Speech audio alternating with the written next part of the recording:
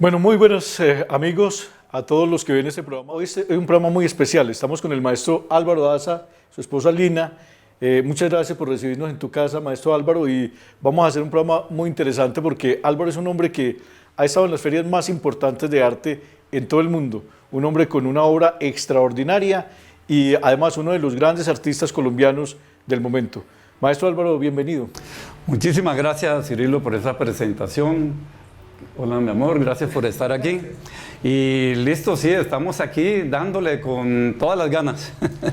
Álvaro, ¿en cuántas ferias de arte has participado tú en el mundo, más o menos? Hasta la fecha, 12 ferias internacionales, a partir del año 2010. ¿En qué países has estado? ¿En qué ferias? ¿Cuáles de las ferias más importantes que hay en el mundo en las que tú has estado? Bueno, una de las más importantes ha sido la de Shanghai, en la cual hemos estado en 3 ocasiones. Estuvimos en la de primavera, después estuvimos en otoño. De ahí fuimos también a la feria de Macao, la de Guangzhou, la de Beijing. Y así se fueron dando sucesivamente, casi una detrás de la otra. Y durante 6, 7 años consecutivos estuvimos casi que viviendo más en China que en Colombia. Creo que si sumamos todo pueden ser más de como 3 años o 4 años de tiempo viviendo allá. Y culminó hasta esa época porque después hicimos otra parte del mundo.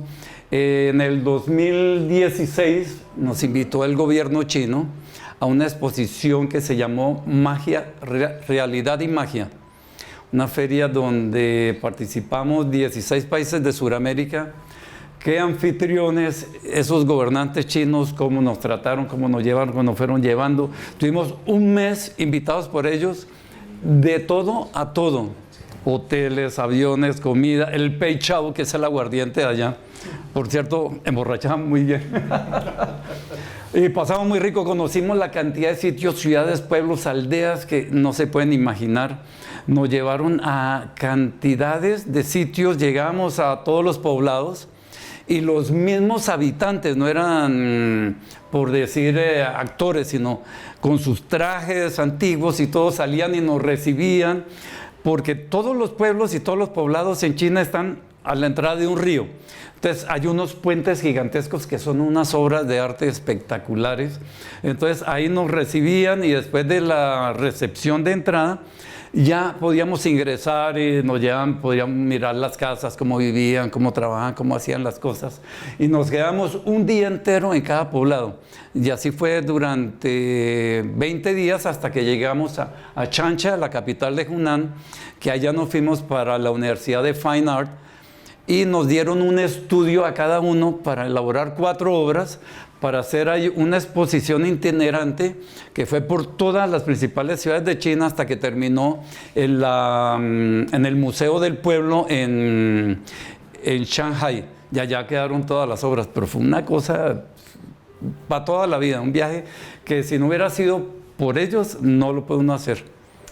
Maestro, tú eres colombiano, ¿de qué parte de nuestro territorio? Porque eso es lo que queremos mostrar en este tipo de programas, estos artistas que son orgullo nacional, como tú, que has estado, y con tu señora Lina, que además creo que ha viajado contigo por todas partes, ¿o no? Afortunadamente ha sido mi fiel compañera y mi mano derecha, porque ir a esas ferias es complicado. O sea, hay una cantidad de cosas y todo se desarrolla a unas velocidades infinitamente rápidas, porque todo ya, de una vez, exposición ahora, monte ahora, baje ahora, ponga ahora, todo es muy rápido. Entonces, gracias a Dios, Alina, logramos pasar todas estas cosas. Hay un pequeño momento en una feria que no llegamos con tantos días de antelación y yo me acuerdo, Lina se quedó en el stand, a las 3 de la tarde tenía que estar todo listo porque te lo entregan a las 9 de la mañana. Y yo me fui a conseguir con otro artista argentino quien nos hiciera unos bastidores y estábamos ya por fin conseguí una carpintería y en el andén nosotros ayudándole al chino a armar todo eso y después conseguir un camión, llegar, montar con ese agite y terminar pues a las 3 en punto para la exposición. Bueno, en América, ¿qué has hecho aquí en Centroamérica, Estados Unidos, Sudamérica? ¿Has estado también en ferias, en exposiciones? Sí, la primera feria que participamos fue con Francisco Nader en República Dominicana, también un anfitrión espectacular. Todos los artistas que fuimos nos llevaron al Senado, a la Cámara del Comercio, a todas las oficinas del gobierno. Nosotros pensábamos que República Dominicana era playa, brisa y mar. No, tiene un nivel cultural muy alto, hay que decirlo. Y en todos los edificios estatales hay obra y financian y apoyan y le meten mucho al arte allá en República Dominicana. Entonces fue una experiencia muy agradable y ahí fue cuando empezamos como el arranque para las ferias. Ahí conocí a un escultor uruguayo. Arbiza, ¿no? Arbiza, que hace unas esculturas, unas formas sinoidales, con unos colores espectaculares. Muy, muy buena la obra y es muy buen ser humano. Y me dijo, Álvaro, creo que tu obra puede gustar mucho allá. Y me dijo, vamos a presentar ante el gobierno de China tu obra, para ver si la aceptan, porque allá primero hay que pasar por el Departamento de Cultura chino. La aceptaron y de ahí arrancamos. Ya empezamos, aprovechamos la oportunidad. ¿Cuántos años viviste? ¿Vos estuviste residenciado en China? ¿En qué parte y cuánto tiempo? Pues donde más tiempo estuvimos viviendo fue en Shanghai. La segunda parte o la segunda ciudad donde más vivimos fue en Beijing. Después Guangzhou, que queda en la parte del sur. Estuvimos en Hong Kong 7 veces, un espectáculo Hong Kong. Y en Macao, que era la parte de Portugal. Claro que ya pues estas zonas han sido anexadas, pero se conserva. Es como si estuvieras en esas ciudades o en esos países. Y Shanghai, que es una ciudad muy moderna, nos dimos cuenta cuando fuimos que a partir del año 87 empezaron a hacerla, y hoy en día es una metrópoli impresionante con más de 32 millones de habitantes, con más de 4.700 rascacielos de más de 50 pisos, con 2 trenes Malep que van a 430 kilómetros por hora, 2 aeropuertos los más grandes del mundo, el del Pudong y el de Hongqiao. No, eso es una locura, pero espectacular. O sea, fue una vivencia. Yo le digo a la gente, tiene que ir allá a sentirlo en la piel, porque es de esas cosas que vale la pena hacer ese esfuerzo una vez en la vida y ir a esas tierras. Se nos quedó un poco en el aire, maestro, ¿de qué parte de Colombia sos? ¿De qué parte de Colombia? Digo, yo soy colombiano. Vea, mi papá santanderiano, mi mamá paisa. Nací en Bogotá y me criaron en Barranquilla. O sea, que tenés toda esa mezcla. Entonces yo digo, ¿dónde? Yo digo, soy colombiano. ¿Y tenés esa mezcla además para los negocios, para el arte que te ha funcionado? ¿Cómo ha sido todo ese cuento, maestro? No, sí, afortunadamente para cada parte del negocio sacamos una de las donde estuvimos, pero claro, la parte paisa, el Restrepo es el que más funciona en los negocios. En el colegio me decían, da caretaza, yo le decía, Restrepo me le trepo, y ya no volvían a molestar. Doña Lina, ¿no le hace mucha falta cuando estaban fuera del país tu gente, tu familia aquí? Sí, claro que sí, muchísimo. Pero bueno. ¿Cuántos se han quedado sin ver a tu familia en esos lapsos en que han vivido por fuera? Uy, mucho tiempo. Bueno, el más largo fue la última en Cancún, 3 años. 3 años. Porque en China estábamos 5 meses, volvíamos, 4 meses, volvíamos, y así, pero en Cancún 3 años derecho. Pero yo vi unas fotos espectaculares en yates y lanchas. ¿Sí hace falta así con una vida como la que se da con Álvaro Daza o no? No, fue una experiencia bellísima. Sí, fue muy rico. Porque tuvimos la suerte. Yo creo que pues, la suerte o el destino a veces te da cosas que no te las imaginas.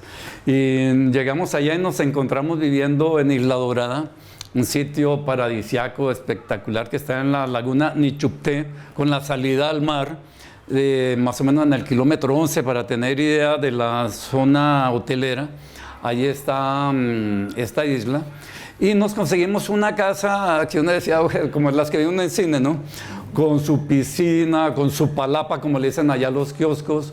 O sea, con todos los juguetes, con salida al muelle náutico, con nuestro sitio para tener ahí fondeado nuestro yate. Claro que no teníamos, pero teníamos muchos amigos con muchos yates. Sí, sí.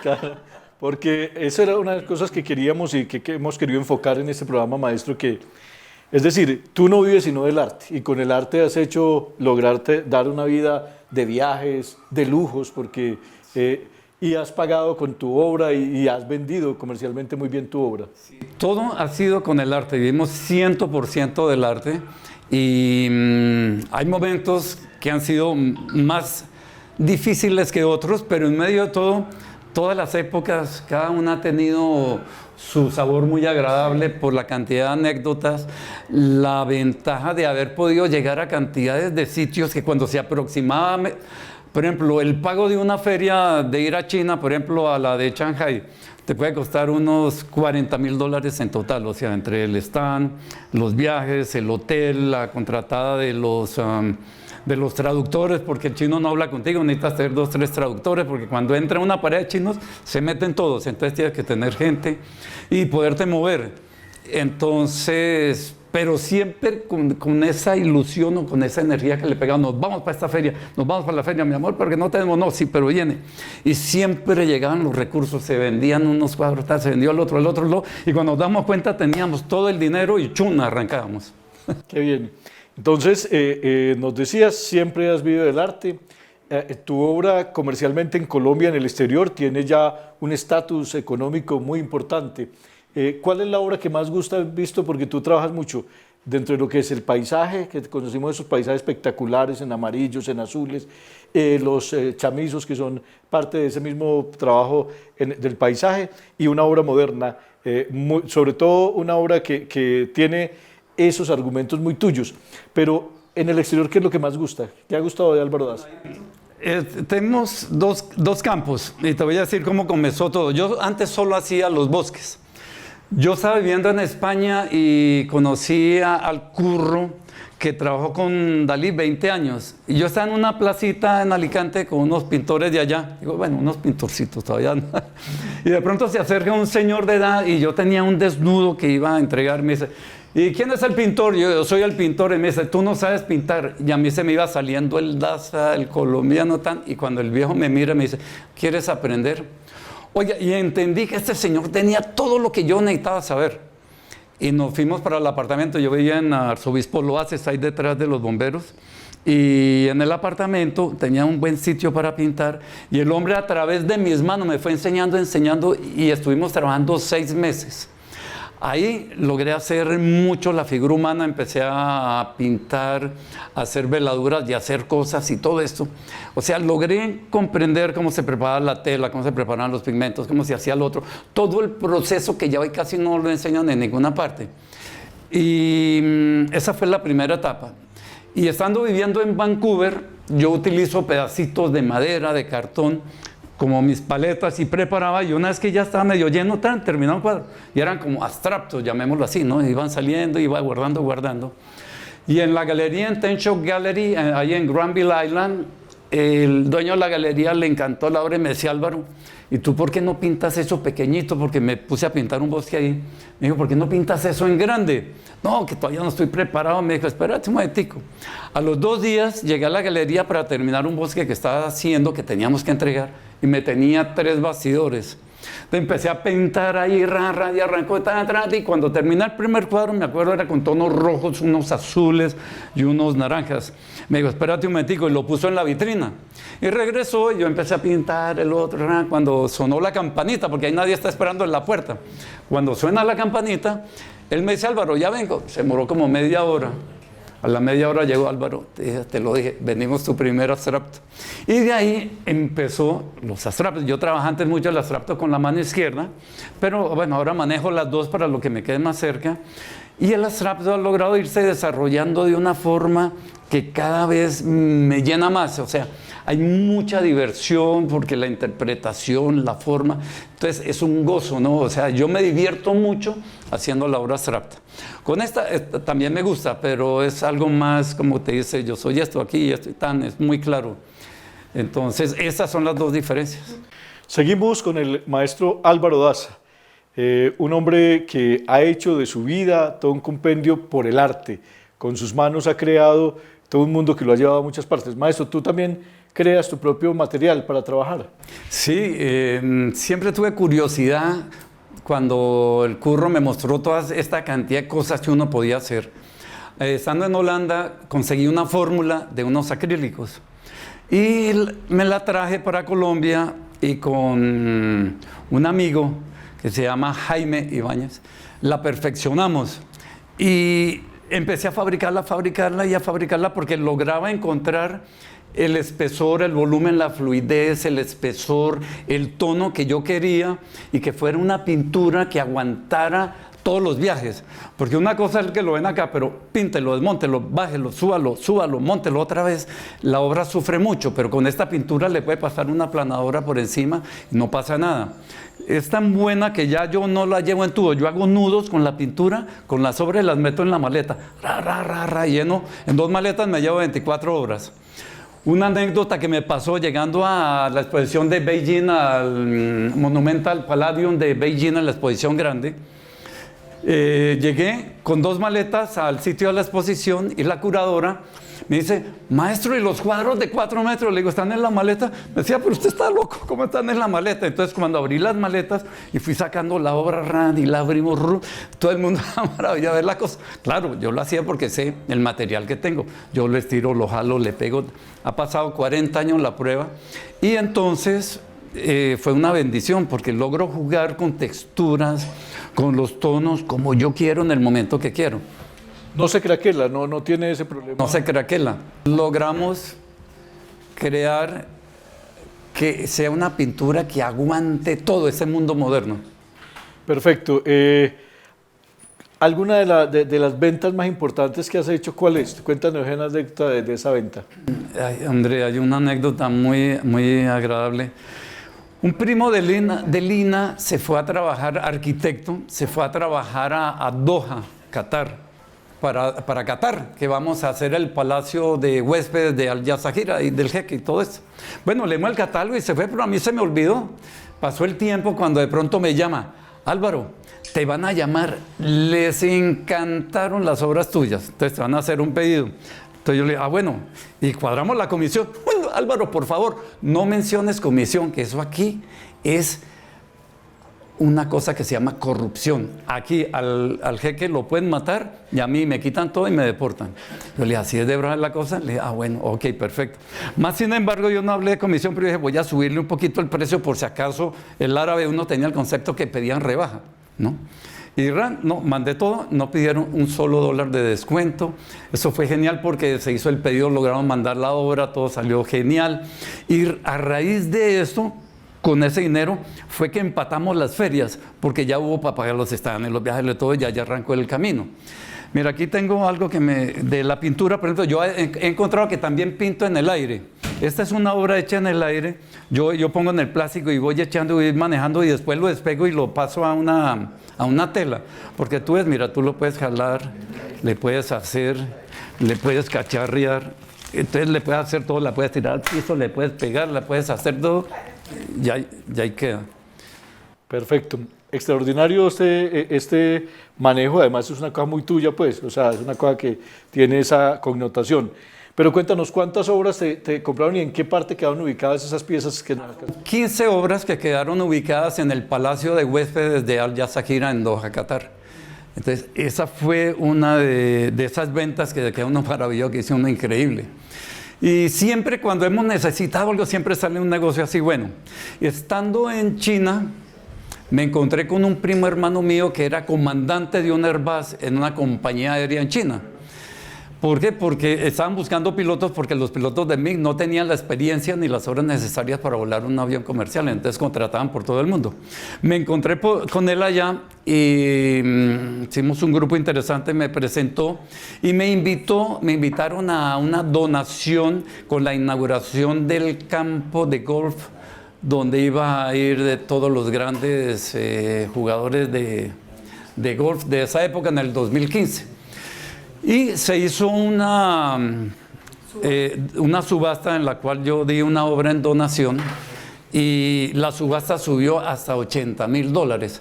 Claro, yo ahí no recibí nada porque era para niños con malformaciones físicas y huérfanos, o sea, tenía una composición doble, ¿no? O sea, por allá botados.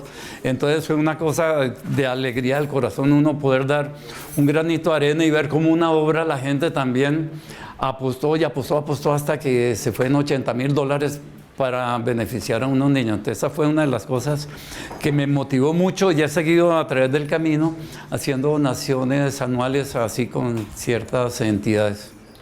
Maestro, hoy en día tu obra en Colombia pues tenés un nombre muy grande, Álvaro Daza, muy conocido con tu obra, pero tu mercado es más internacional en este momento. Sí, en este momento, a través de todas las salidas, en la última experiencia que estuve en México, que estuvimos viviendo los 3 años, sembré mucha obra y esta siembra estoy recogiendo ahora. Tengo una galería en Ciudad de México, en sociedad con un conocido. Hay una galería en Coyoacán y la galería de los Mirachi también que me mueve la obra, pero también el voz a voz por internet. En China vendo muy bien, en Singapur, en Malasia y en Ciudad de México, Panamá, Estados Unidos.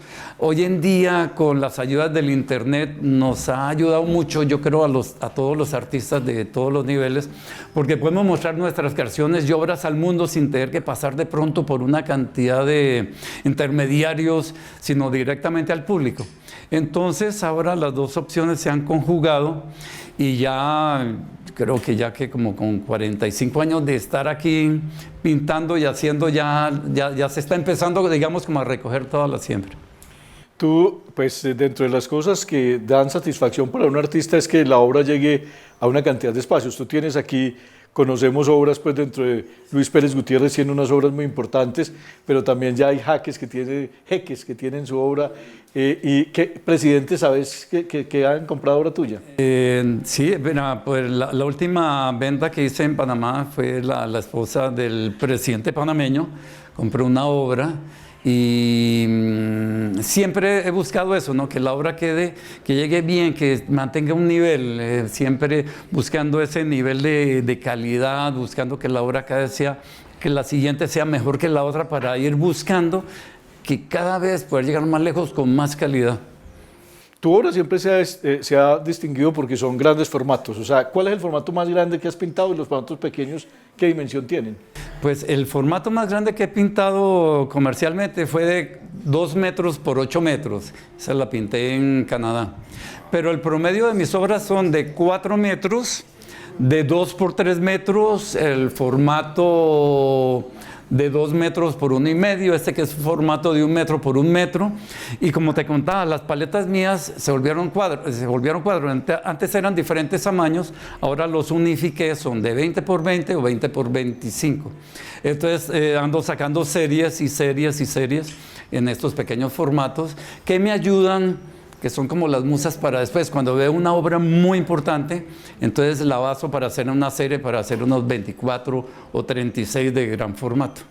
Cuando tú estás por fuera del país, ¿consigues los materiales fácil para fabricar tus propias pinturas o cómo es ese proceso? Sí, ha sido interesante, pero a donde llego sé que lo encuentro. Voy a una fábrica de pinturas, consigo los materiales, voy donde los químicos. Hay veces te quieren vender las grandes cantidades, pero yo le digo, no, lo que necesito es poquitos. Entonces busco siempre la forma, pero me las ingenio. Ahí es donde sale lo del colombiano, lo del paisa, que he conseguido cómo llegar y siempre encontrar en todos los sitios, en China, en México, en Panamá, en Estados Unidos, en Europa, en todas partes se consigue. Maestro Álvaro Daza es un hombre que además tiene ese connotación de que vos con tu obra has negociado carros, obviamente has pagado arrendamientos, lotes, te ha ido muy bien con la obra. Pues tengo un amigo que me dice, usted cada vez que firma un cuadro hizo un billete. Qué bonito, qué bien. Es una anécdota que él se ríe mucho. Me dice, no, pero esto te queda así, ya puede comprar lo que sea. Sí, ¿cuánto vale eso? 10 cuadros, 10 cuadros, pague. Sí, muy bien. Entonces, seguimos con el maestro Álvaro Daza, con otro aspecto de la vida que nos parece muy interesante referirnos. ¿En tu familia habían artistas o solamente sos vos? No, sí habían artistas. Por ejemplo, el primer artista fue mi abuelo, el Loco Daza. Le decían el Loco Daza porque él, cuando quería volar, el axioma científico de la época era que volar era para los pájaros y ser humano que pasara 80 kilómetros por hora se le detenía el corazón. Entonces mi abuelo se tiró de la catedral en Pamplona y se rompió las piernas y un brazo, entonces le pusieron el título del Loco Daza. Cuando ya llegó en su avión y aterrizó en Pamplona, bueno, amarrizó entre árboles y todo eso, porque la gente se metió donde él iba a aterrizar. Después de eso le pusieron el título del Cóndor de los Andes. Bueno, y fue una vida ejemplar de todo lo que hizo. Él era un artista, no armaba su avión, hacía las cosas, todo eso. Cuando en la General Motors iban a hacer el primer curso para aviadores, para aviadores para que hicieran su propio avión y con un motor. Entonces costaba $300. En Santander la orden era 0 pesos para el loco Daza. Mi abuelo se fue de polizón en un barco, llegó allá, trabajó de panadero, de mesero, del otro. Por decir, hoy es viernes y el lunes necesita los $300. Y tenía en ese momento $250. Y cogió el abuelo y todo triste, aburrido, mandó McCorney, necesito la plata, nada. Y dijo, bueno, me voy para la pensión. Y cuando iba para la pensión donde vivía, vio un circo de esos que dice $50 el que le aguante 3 rounds a King Kong. El abuelo era grande, pero no era boxeador. Sin embargo, se metió y los postes antes quedaban dentro del ring. Entonces, en el primer ring, mi abuelo salió con un ojo cerrado. Para el segundo, casi con el ojo derecho cerrado. Para el tercero, él viendo por el rabillo del ojo, cuando King Kong vino a noquearlo, él se agachó y King Kong se dañó la mano contra el poste. Entonces le dieron los $50. Cuando llegó a la pensión donde vivía, le dijeron, ¡ay, Mr. Daza, what's happening in your eyes? Dijo, ese es el sello de la matrícula. Y entonces ahí empezó el camino. Bueno, no, pero muy interesante lo del maestro Álvaro porque también tiene su profesión que queremos seguir más adelante en este programa.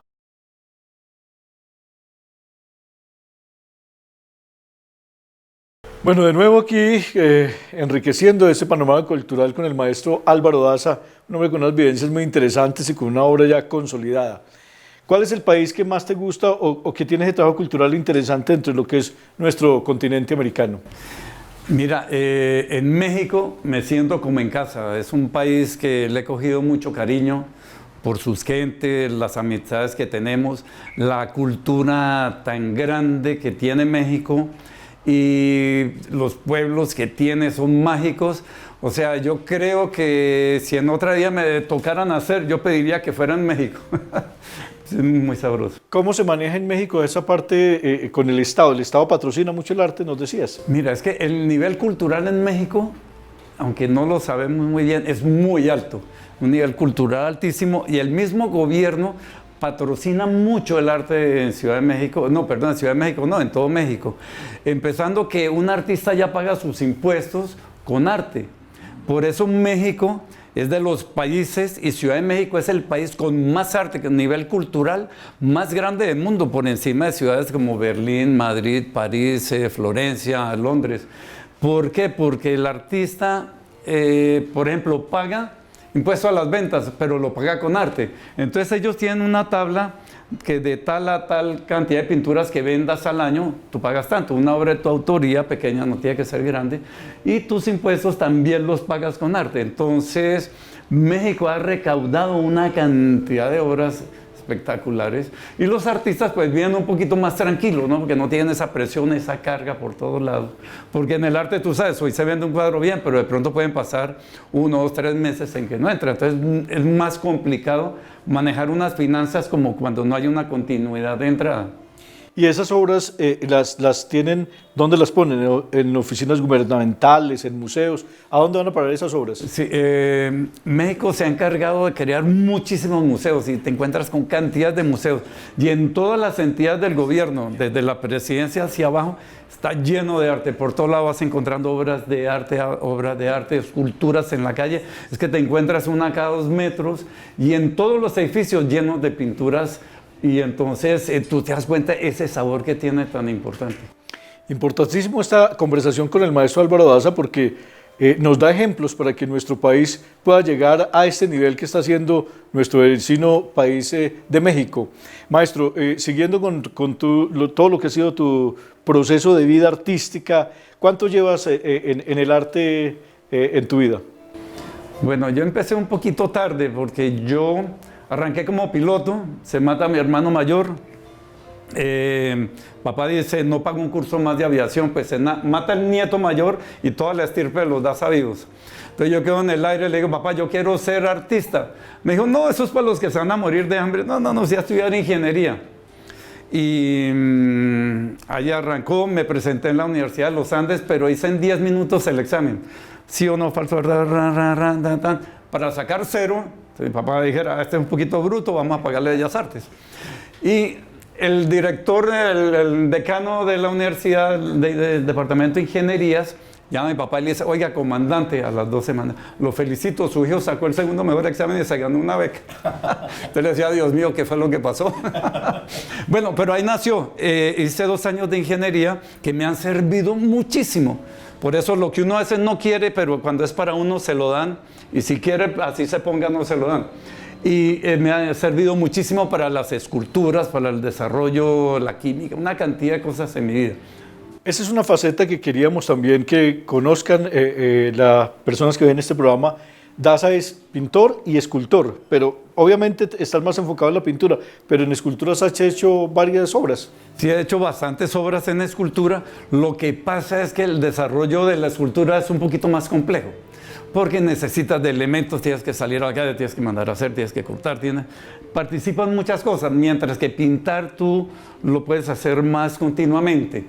Y como viajo tanto, yo creo que eso es lo que me ha hecho que mi escultura no sea tan prolífica como la pintura. Pero sigo encaminado, tengo cantidades de proyectos de esculturas y todo eso. Y todos los días ese pedacito escultórico, que en el fondo yo creo que soy más escultor que pintor, la tengo ahí siempre latente.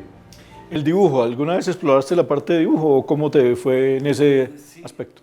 Me gané una vez una beca para aprender las técnicas de Escher, que era hacer con las puntillas de los lápices, donde los sacaba uno más o menos en 10 centímetros de largo, jugando desde el 9H hasta el 9B, y con unas lupas trabajando con la puntilla del lápiz, el esfumino en el papel. Entonces, te hacías unas figuras, por ejemplo, un desnudo de este tamaño, que eran espectaculares. Sé muchísimos, pero la gente no valora el dibujo o el papel. Ahora, el papel tiene muchos problemas, se daña más fácil, si se moja, si le cae una cosita de saliva, un mugrecito. Es muy complejo. Y el valor, ¿no? O sea, el tiempo de trabajo para un dibujo de este tamaño me implicaba 70 horas. Esas 70 horas me hago un trabajo de este tamaño. Entonces, económicamente no era como lo mismo, ¿no? Pero lo que más contrapesó fue que me empezó a molestar la vista, porque trabajaba con lupas y después en un momento me empezó a afectar de que como que me costaba un poco de tiempo volver a retomar la vista. Entonces empecé a cambiar, entonces pasé por el pastel, pasé por la acuarela, hasta que me quedé muchos años en el óleo, hasta que llegó el momento del acrílico cuando conseguí la fórmula en Holanda. Todos los artistas tienen unos momentos de creación específicos. En lo tuyo, ¿qué momento crea el maestro Álvaro Daza? ¿En el día, en la noche? ¿A qué horas es el momento como la hora ideal o es cualquier momento? Yo creo que uno está las 24 horas creando. Por ejemplo, a mí mi mujer me dice que yo soy sordo selectivo, pero yo de pronto estoy por allá, estoy creando alguna cosa y me hablan y pues yo no estoy en ese momento ahí, está el cuerpo, pero yo no. Entonces he cogido fama de sordo por eso. Aunque sí soy un poquito. Pero sí, el proceso creativo está en todo momento. Uno de pronto está viendo una sombra por allá, una luz, y dice, uy, claro, uno puede coger por acá. Siempre, entre más trabajas, entre más haces, es una puerta, es una puerta, es una puerta, es una puerta. O sea, esas son las musas, hay muchísimas. Hay muchos pintores que sí necesitan esperar la musa, pero y si no está uno listo cuando llega, ahí es donde está el problema. Entonces, vos con eso no tenés ninguna complicación, simplemente, pero tenés preparado, cuando tenés un bastidor ya sabes más o menos cómo lo vas a trabajar, o no, o es en el momento creativo inicial. Es en el momento, tener un lienzo en blanco es como la conversación que estamos teniendo en ese momento. Hay una pequeña directriz, pero no sabemos por dónde va a coger. Y así empieza, ay, ponme ese color por aquí, dámosle por aquí, y vamos jugando. Lo que sí tengo siempre es mucha pintura y muchos bastidores listos, porque uno no sabe en qué momento dice uno vamos a pintar. Hay una cosa muy curiosa con lo tuyo y es porque muchos artistas se distinguen entre unos colores cálidos, otros fríos, pero yo veo que vos manejás las dos gamas sin ningún problema. Sí, porque yo preparo todos los colores, ¿no? Pero si uno utiliza solo los cálidos, empieza uno a llenar de colores fríos. Entonces yo con los que más tengo son los que voy pintando. O sea que depende de esa preparación. ¿También te ayuda mucho lo que tengas en el momento o no? Claro, no. Y entonces vas a ver que yo primero preparo en grandes cantidades, digamos, los colores básicos, que para mí son unos 12, porque está el verde, el azul que va para el verde, el azul que vira para el rojo, el amarillo que vira para verde, el amarillo para rojo. Entonces preparo, digamos, mi gama de 12 colores y de ahí paso a formatos, a frascos más pequeños, de acuerdo a los colores que voy preparando para la obra que voy a hacer. Es muy interesante porque cada artista tiene esa forma creativa. Por ejemplo, en lo tuyo yo no veo dibujo, o sea, tú no dibujas antes de pintar, sino que vas trabajando directamente No sé, de una yo lo que hago muchas veces es que mancho y empiezo a jugar con la pintura, pero en el lienzo. en el lienzo. Se ha distinguido mucho, sobre todo en Colombia ha gustado mucho y empezó lo que marcó fue todo los paisajes, o sea, esos paisajes en azules, esos paisajes en amarillos y rojos, o sea, unos colores muy fuertes. ¿Has seguido produciendo esa obra o has pasado ya más a esta tendencia? Fíjate que he tratado no de dejarlos, pero sí de hacer un poquito menos para dedicarme un poquito más al abstracto, pero siempre me están pidiendo, siempre. Entonces ahora más que todo es como por encargo, ¿no? Ahora los bosques son más por encargo y siempre van a estar ahí. Hay una cosa muy interesante y es que tú has salido pues en varias revistas, en los libros de las ferias internacionales y yo que he recorrido parte del país he visto dazas en muchas partes, o sea, copiado por unos artistas que vienen emergiendo y trabajando, pero veo uno de esos bosques tuyos, he visto en municipios como El Peñol, en Bucaramanga vi gente que copiaba eso. Sí, se pone uno a ver y hay bastante gente que ha copiado la obra de los bosques, les ha servido de motivo. Al principio me ponía yo de mal genio. Un día tuve la oportunidad en Cartagena hablar con Fernando Botero. Le decía, "Ay, esta cosa que lo copian a uno". Decía, maestro, ahí me han copiado cantidades de veces, pero muchísimas veces. Pero eso es como coger un Renault 4 y ponerle una estrella a Mercedes y decir, tengo un Mercedes en mi casa. O sea, eso no le pare bolas. Un día nos pasó que vinimos a Medellín, cuando estábamos viviendo en Cartagena, me dijeron, no, que es que mire que fulana de tal lo está copiando. Y tal. Yo llegué a donde estaba la que me está copiando y efectivamente había unas obras ahí. Entonces cuando ella me ve, se viene, ay, maestro Daza, no, gracias a usted estoy medio, no sé, es que su pintura yo vivo gracias a usted, que no sé qué. Entonces yo de la regañada le dije, ah, bueno, muchas gracias, que sigas pintando. O sea, ibas preparado ahora con otro, pero te recibió tal. Iba ya como el ogro y salí como todo nada. No, bueno, pues sí. No, y además a mí me parece muy rico, maestro, porque vos, por ejemplo, tenés una obra ya consolidada, con unos precios específicos en el mercado, pero aquella gente que te copia, pues obviamente se consiguen la comida y su vida de alguna forma. Eso es lo que pasa y hay que aceptarlo, ¿no? Es el mundo del arte, da para todo. Bueno, de nuevo aquí, arte y colección con el maestro Álvaro Daza. Vamos a tener el placer de ver al maestro trabajando, interviniendo uno de sus lienzos que él mismo prepara, sus bastidores, el imprimante, todo para que garantice la calidad que le das a todos tus clientes. Entonces, maestro Álvaro Daza, ahí está su lienzo. Muchas gracias. Bueno, vamos a hacer una pequeña parte. Yo pinto mayormente con espátula y después utilizo cualquier cosa que me sirva para hacer lo que yo quiero lograr. Pero la espátula es el primer elemento. Entonces yo lo que hago es que voy haciendo unos manchones. Voy poniendo pintura.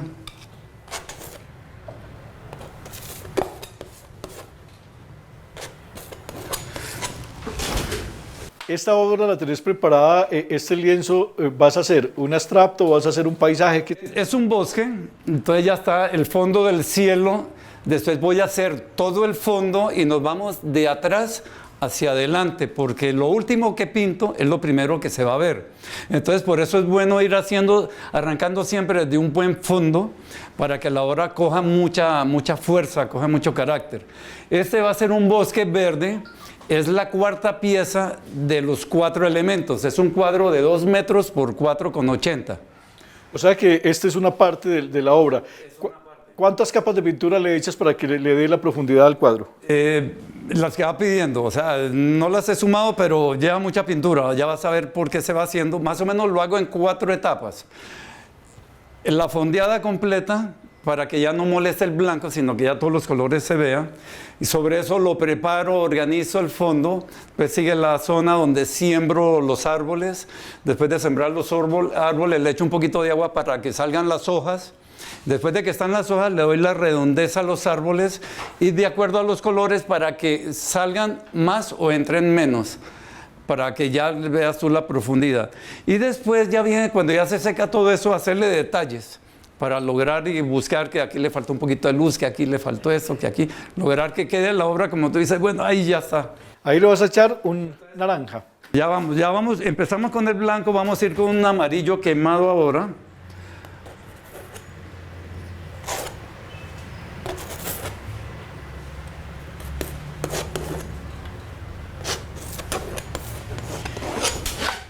¿No te preocupa, maestro, que enseñando a pintar para que los que copian lo hagan mejor ya de tus manos o no? Pero lo que hablamos del Mercedes, si tú quieres un Renault 4 con una estrella Mercedes, lo puedes comprar. Pues, ahora, todo es posible, ¿no? Pero el que quiere un Dacia, pues me puede llamar y yo se lo vendo con mucho gusto.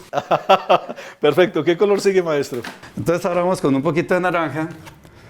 Ahora sí.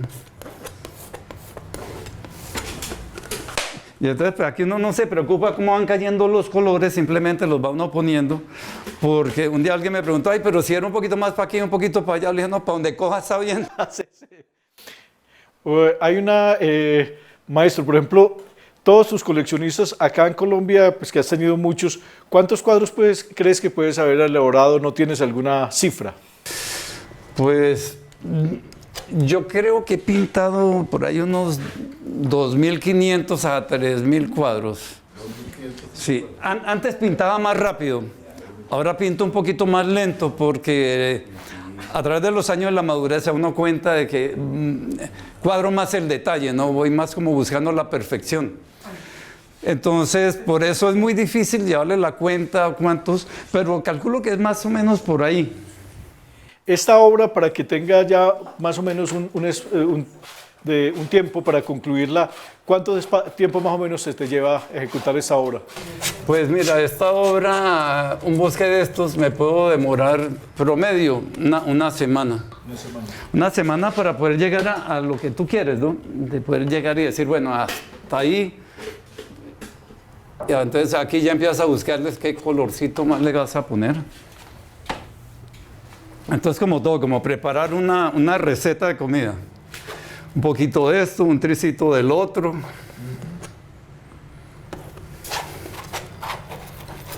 Esta es sin duda uno de los aspectos más importantes del arte porque es esa composición que ya el maestro tiene en su cerebro, que va estampando en el lienzo, pero que tampoco está predispuesto. Tú en el fondo no sabes cómo va a quedar el paisaje final o ya lo tienes enmarcado en tu... No sé cómo va a quedar al final, pero es como esa conversación que llevamos, ¿no? Que un poquito, si le echo un poquito más acá, que si sale un poquito más allá. O sea, todo queda donde va a quedar. No queda donde va a quedar. Este lo veo que lo estás enfocando más por los colores fríos, o sea, ¿estás haciéndolo más por el lado de verdes o todavía no sabes si va...? Ese sí va a ser verde, que es el color verde es el que me falta en las 4 estaciones. Y va a ser verde porque va a ser como el cuadro tipo como la primavera, ¿no? Perfecto. ¿En Europa te tocó pintar también cuadros así por encargo dentro de estos de paisajes o no? No, sabes que al comienzo era,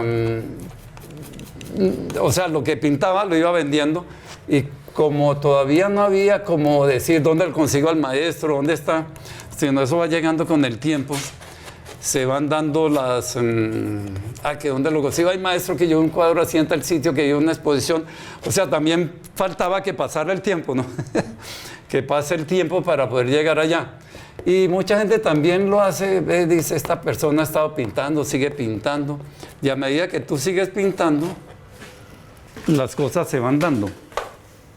A ver, me parece muy interesante porque mucha gente, maestros, creía que Álvaro Daza está en Europa, o sea, que está viviendo por fuera. No saben que está aquí en nuestro departamento y en nuestra querida ciudad de Medellín. Te pregunto, maestro, en todos estos viajes que tú has hecho, ¿has aprendido a manejar algún idioma o cómo te defiendes en todo eso? ¿Con traductores definitivamente?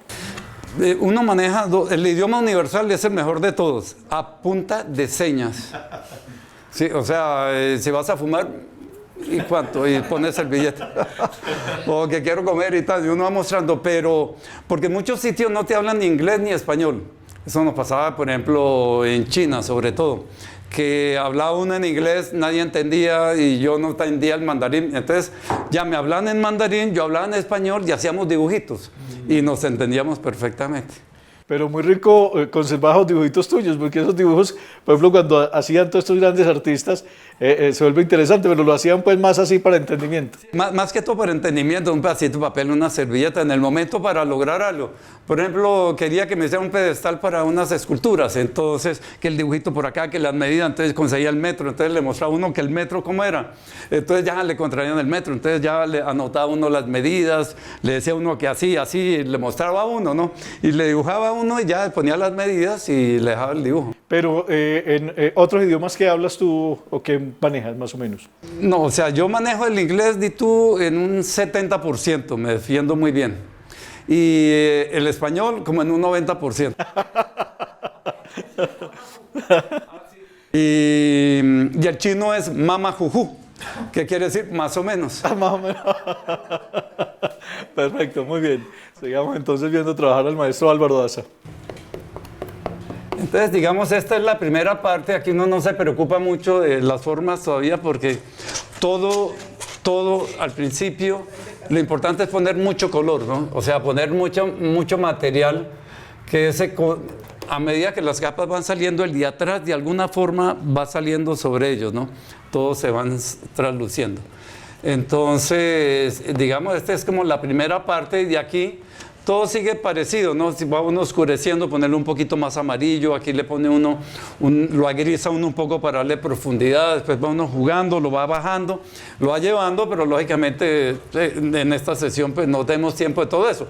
Pero esto era más o menos como para que pudieran ver cómo manejo la espátula, cómo logro ir bajando el color, pero digamos, acuérdense, este es el fondo, todavía este no es el cuadro. Una preguntita, maestro. ¿Tú has salido en prensa internacional? ¿En qué periódicos recuerdas o cómo ha sido esa receptividad tuya con la prensa? Sí, con la prensa ha sido muy interesante y antiguamente, pues el medio de comunicación inicialmente era el periódico o la televisión. Cuando yo empecé no había internet, no había teléfonos, no había nada, era a punta de señas, señales de humo. Yo me acuerdo una vez, tenía que mandar una pintura a París, pero el teléfono no hablaba por teléfono. Me acuerdo las cuentas eran carísimas, eso llegaban cuentas de a millón. Y mandé la foto del cuadro, pero la foto del cuadro, bueno, mientras que tomé la foto con una cámara profesional, que me la tomó un profesional, mientras que llegó la foto a mi mano ya habían pasado 3 días. De ahí se demoró 15 días en llegar a París. Mientras que allá hicieron lo que tenía que hacer.